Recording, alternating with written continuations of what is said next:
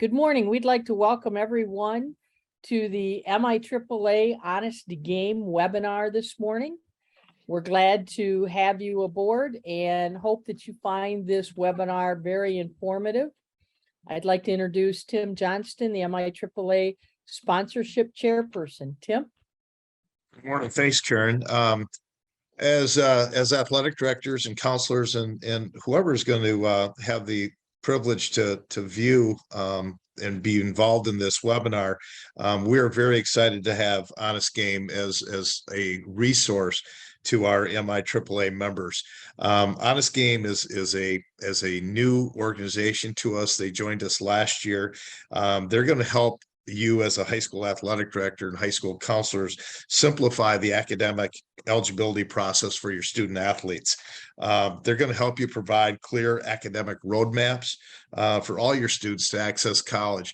And we wear a lot of hats as athletic directors, and sometimes we're not aware of the resources that are out there. And so when we had the opportunity to bring Honest Games in as a sponsor, a major sponsor of the MIAAA, we felt that they were going to be a great resource for our membership. And Karen and I have spent a lot of time working with Honest Games, and we will share with you from our experiences that we absolutely support what Honest Games stands for. Today, during this webinar, it's going to be run by Courtney. Courtney is also, she has the experience as an athletic director. She spent 14 years as a former athletic director at Oak Hills River Forest in Oak Hills Park, Illinois. She helped guide thousands of students through the process with the NCAA and the NAIA. As we know, many of the rules have changed throughout the years, and information that we had just a few years ago continues to change.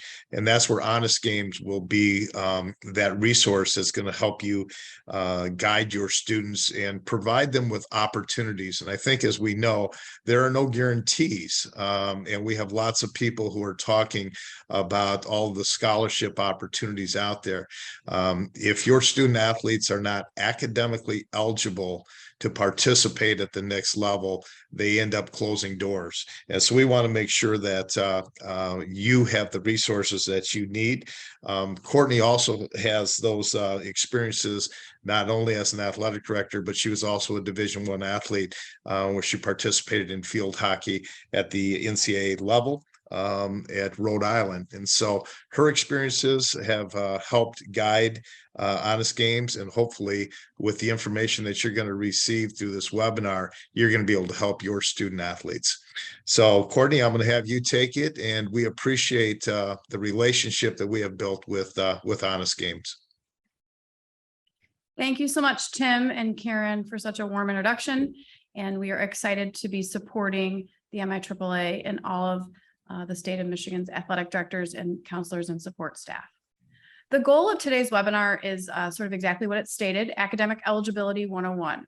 We're going to touch upon a good foundation for you if you are a new athletic director starting your first season this fall in a high school, if you are just needing a refresher about information, or if this is something new as athletes in your school continue to gain ground and become more competitive and are ready to compete at the collegiate level. So let's get started. So as Tim mentioned, first and foremost, a little bit about Honest Game. We simplify academic eligibility. So our software, our solution takes the guesswork out of complex NCAA requirements for college athletics, while we also bring together all the departments that help student athletes in the high school space. During the webinar, if you come up with questions that you're seeing after a slide, please feel free to put them in the chat. You can also follow up after we have some contact information. If you view this later and you have a question or you need some answers, please reach out. So first and foremost, why does academic eligibility matter? Well, there are a lot of reasons for that. We like to focus a little bit first on the research. So research shows that extracurricular activity most consistently is associated with high academic achievement among both men and women in sports. 70% of kids are more likely to go to college than students who are only episodically involved, and 400% more likely than kids who are not involved at all. 94% of women who hold C-suite level positions are former athletes. And what's more important is 52% of those played sports at the collegiate level compared to the 39% at other managerial levels.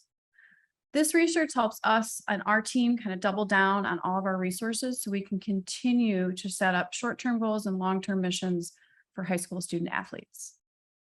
30 to 50% of schools across the United States are either unaccredited or lapsed with the NCAA Eligibility Center.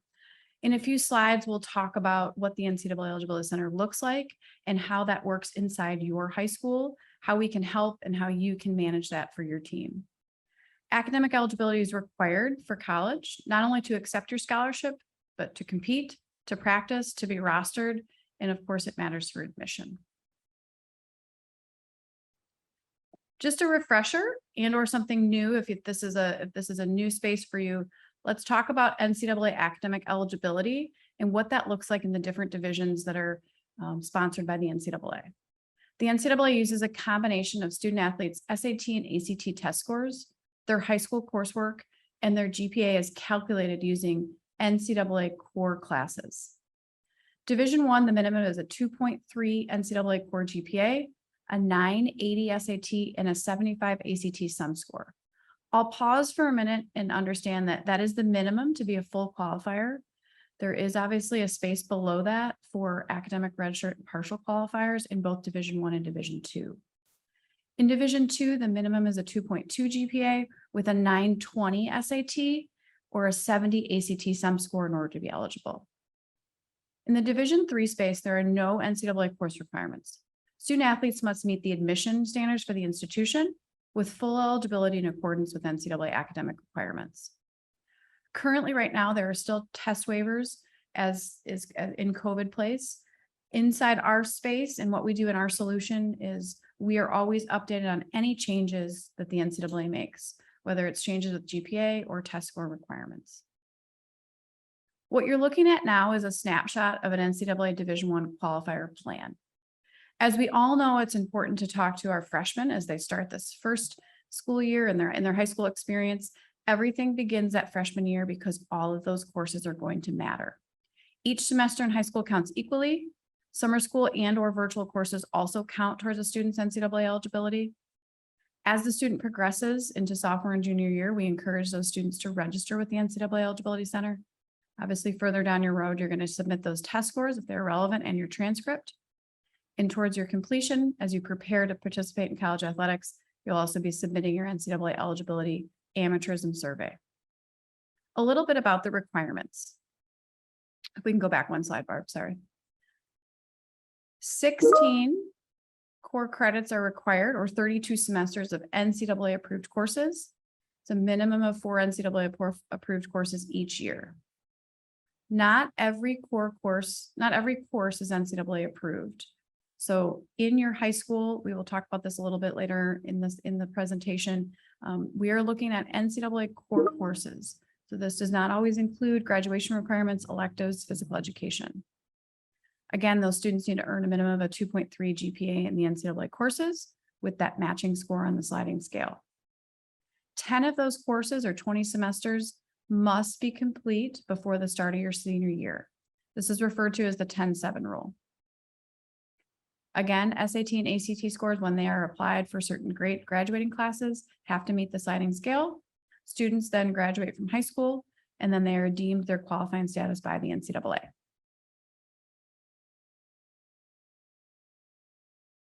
What is the NCAA Eligibility Center portal? This is a snapshot. This may look familiar or unfamiliar to some of you on the left-hand side of the screen. This is what the high school portal looks like. Each high school should have an NCAA account. It is the school's responsibility to keep their list of core courses updated. The NCAA reviews all of their courses and they are either approved for credit, denied for credit, or they require further documentation.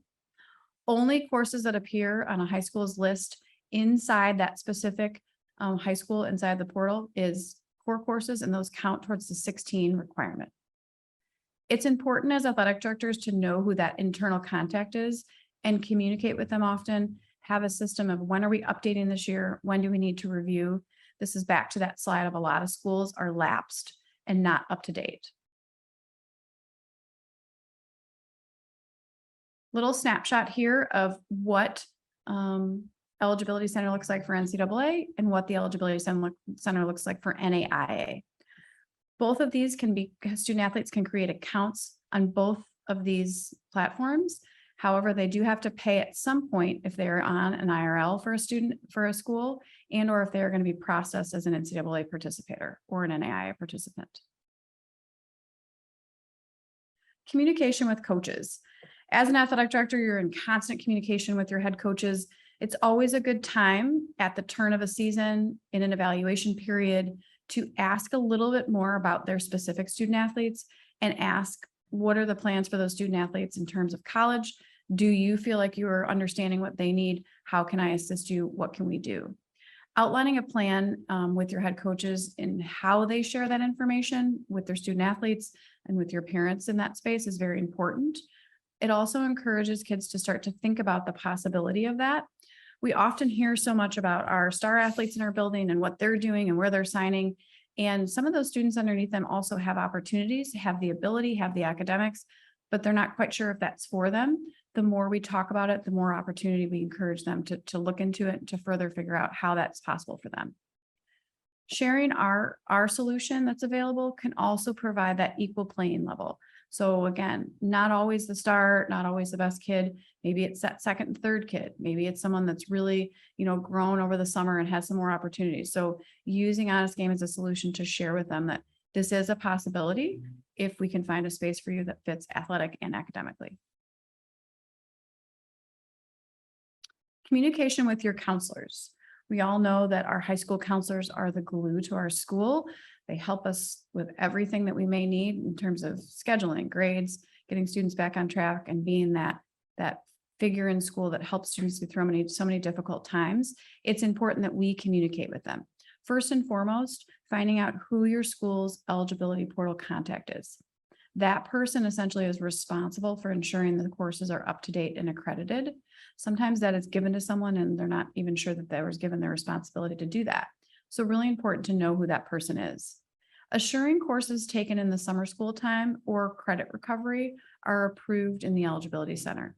In the past few years, there's been some things that have changed with COVID. Most schools do have a credit recovery program. Not all of them are either listed or approved in schools' eligibility centers. Submitting fee waivers via the portal for student registrations when applicable.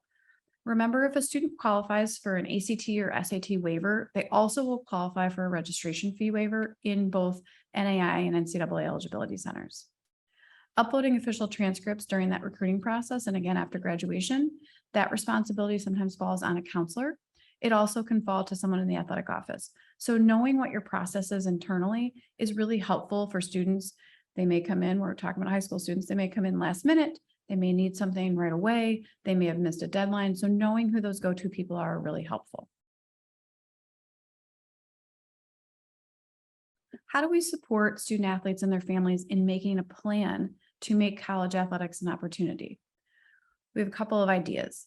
Using free resources through Honest Game to help educate. So we have an Honest Game blog, we have a chat bot, and we have a support system here with our team that is filled with former athletic directors, counselors, NCAA compliance officers, and athletic directors. So lots of knowledge and lots of support.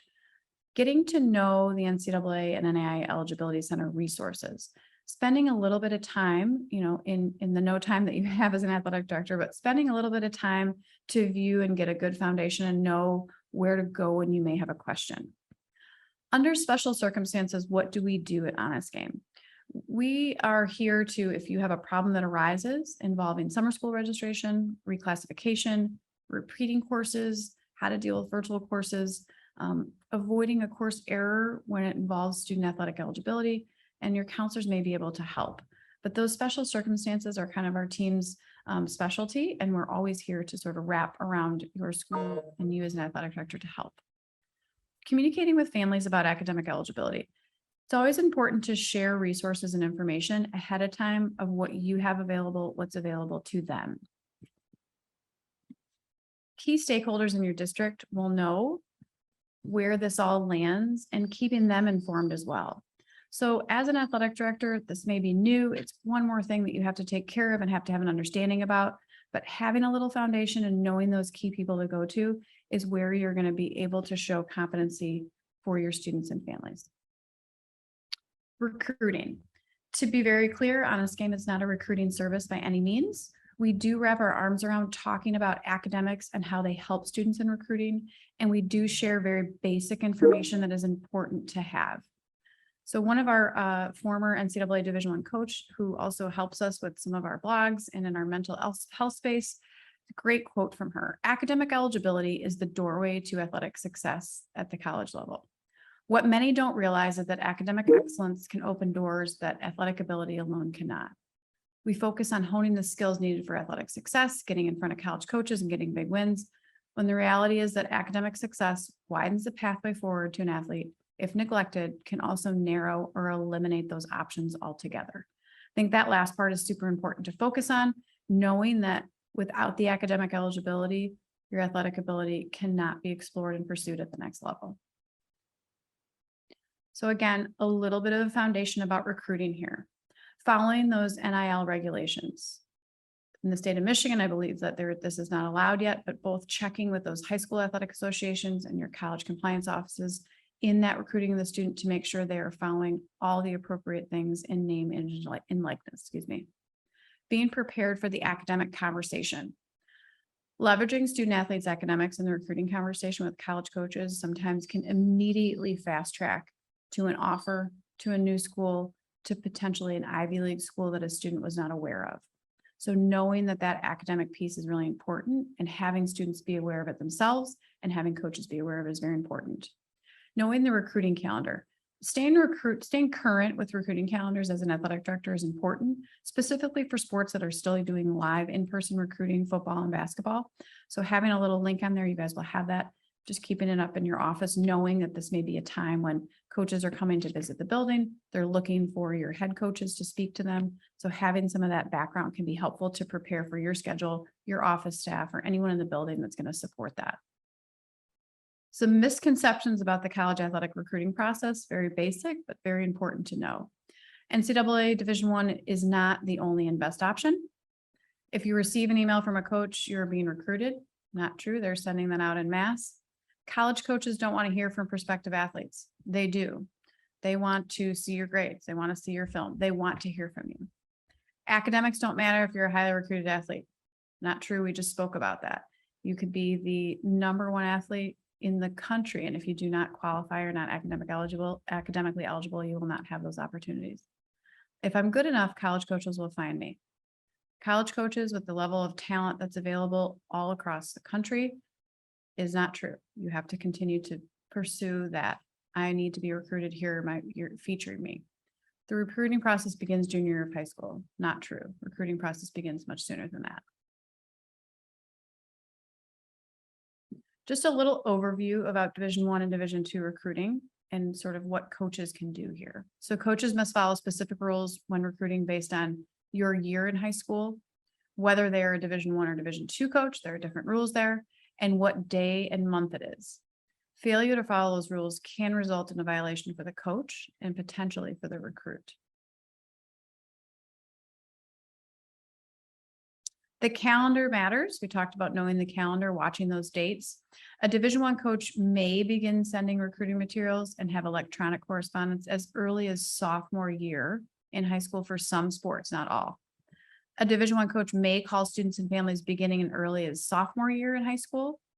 And a Division I coach may have contact with students and families off the college campus beginning as early as junior year in high school.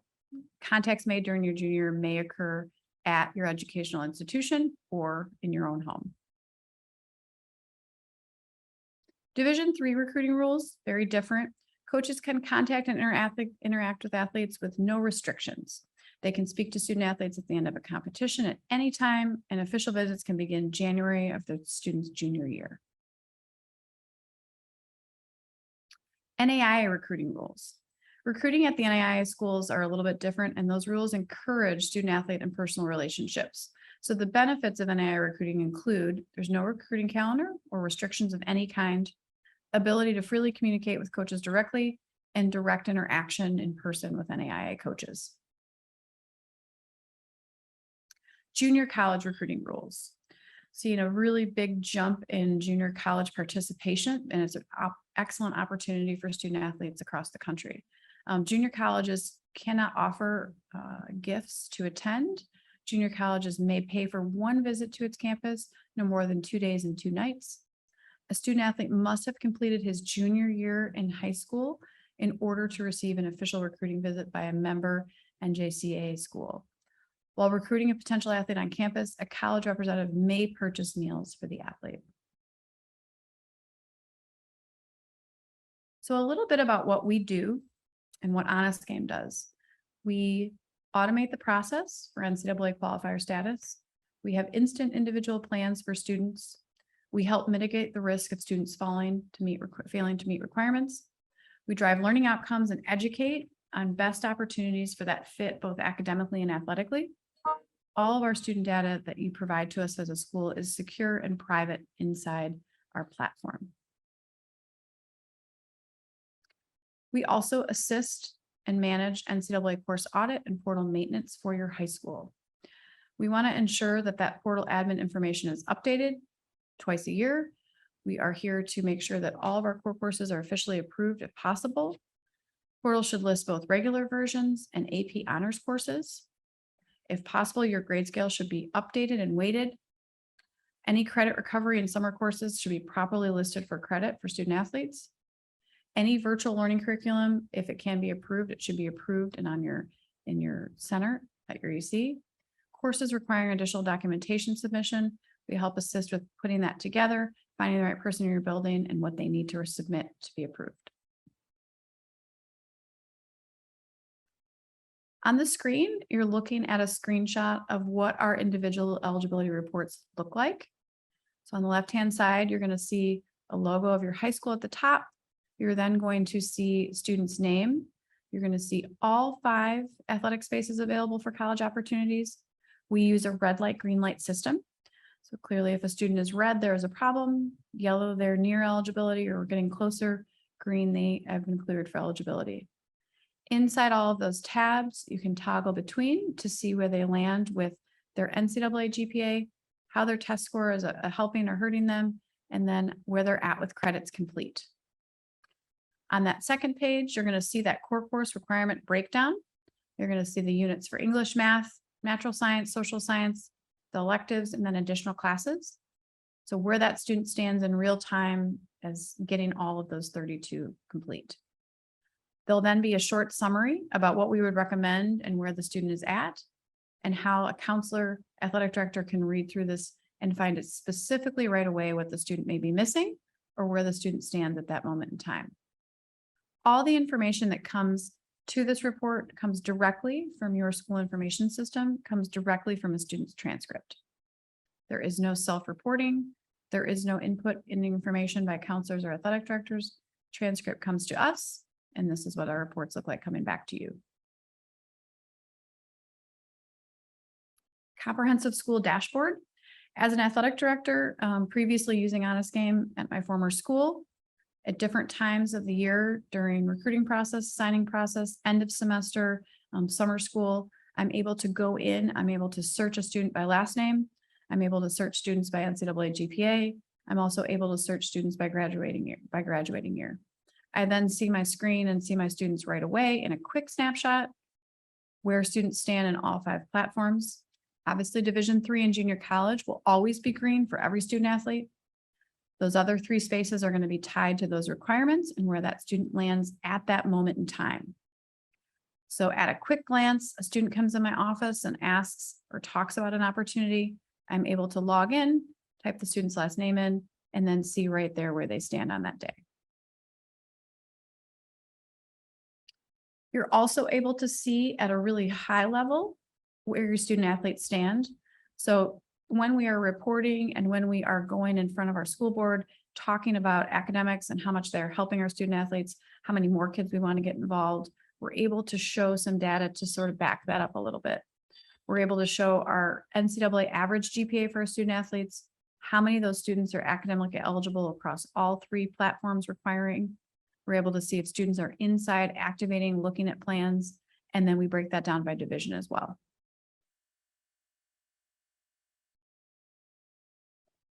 why we're here and what we think we, are offering and why we know it's important is the student athlete is our focus. That is why we come to work every day. That is why we are doing what we're doing. All the people around them, athletic director, coach, family, and counselor, are tied together to that one student athlete. That student athlete needs different things from different people. We know that we can help communicate a little bit more seamlessly when we have an honest game plan so that everyone is on the same page. And again, we focus back on the student athlete, that they have what they need to continue on and be successful at the next level. We'd like to call ourselves your in-house academic eligibility experts. We are here to save you time. We are here to use our solution to improve academic eligibility outcomes. We know that we're a leader in the industry in this space. We manage student rosters within that dashboard for you. We support athletic administrators, counselors, and coaches with content like today, some more content coming throughout the fall season. And again, we assist with the NCAA portal management for your school. Coming up next is September 8th. We're going to offer some more information, another webinar.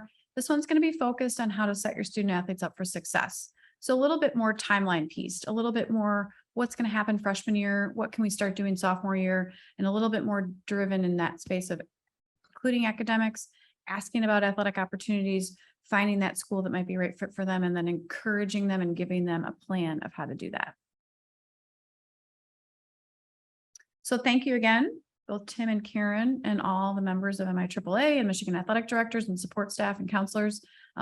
We are really happy to be working with Michigan. We know that the schools there support their student athletes. We know the athletic ability of kids in Michigan and where they're going and what they're doing is outstanding. So we are excited to be working with many of you already in many of your schools, but looking forward to working with many more. Thank you both so much. Hey, Courtney, we had a question. Sure. And the question is, what is the first step I should take if I learn one of my student athletes is interested in competing in college sports? That's a great question. I think the first step is one, as we've talked about today, is taking a look at wherever they're at in their school year, if it's a sophomore year, junior year, seeing academically first where that student athlete is. So knowing what their qualifying status could possibly be, and then having that as the first foundation. Second step is having that communication of what the student desires, what their athletic ability is able to, what division is appropriate for them, and then kind of taking that next step of let's get some schools down. Let's talk about what is an academic fit, what is an athletic fit. But my first and foremost thought as an AD is looking at academics so that we know what that student needs first and foremost. Perfect. A couple more questions. What info needs to be submitted to the NCAA for course approval? Number one, and number two, what's the advantage of tracking eligibility electronically? So first question for the NCAA, when you are submitting courses, the first thing you're going to do is you're going to submit course names, titles, and codes.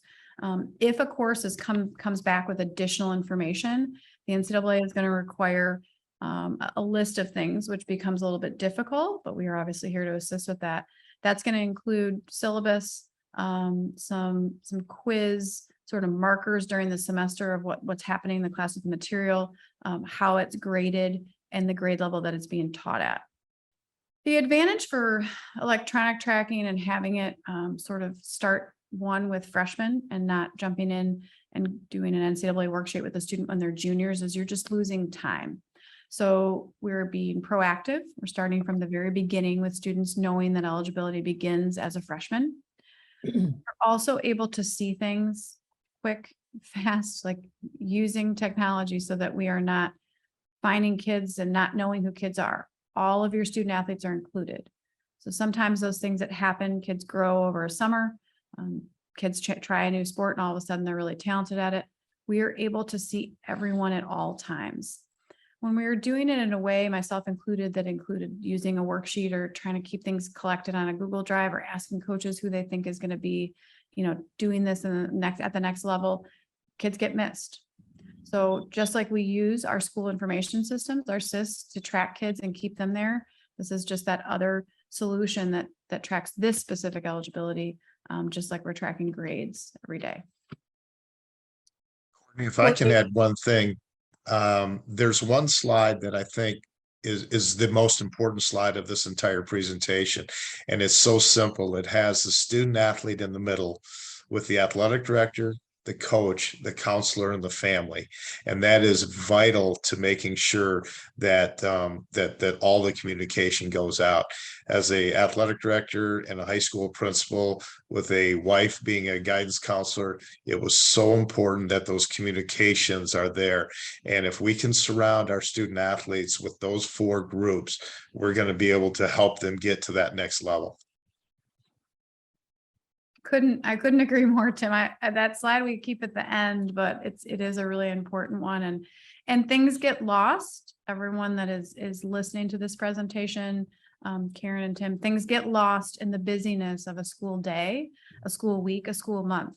We all know we are here on almost the first day of school, I think, in Michigan, and we're going to put our heads down and it's going to be Thanksgiving break. So we want to use what we can that is reliable, secure, accurate, to be able to know things about students when we need to know them. Things happen in a high school, in a minute. That's how it works. So this is that solution to sort of make sure that communication that Tim's talking about can happen and can happen in a timely manner. And Courtney, when you're working with the clearinghouse, we may have a number of new athletic directors who are just starting out. We have athletic directors who have changed schools this summer. Who are their go-to people within the schools to even start checking to make sure their courses are registered properly? Who are those go-to people in the school that they should reach out to initially?